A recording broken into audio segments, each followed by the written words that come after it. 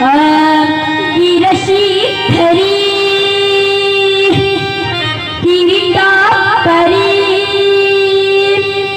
गिरशी खरी किरीटा परी लहरी भगवत ध्वजा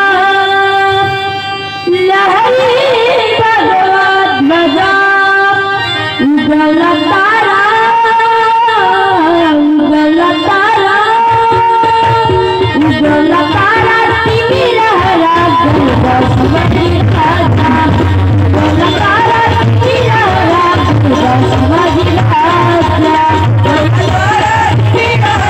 गंगा शिवाजी राजा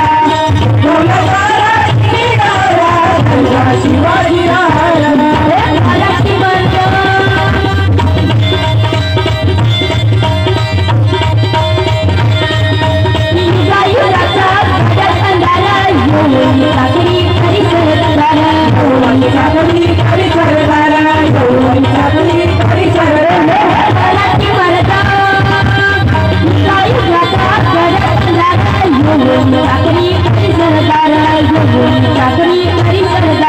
मराठी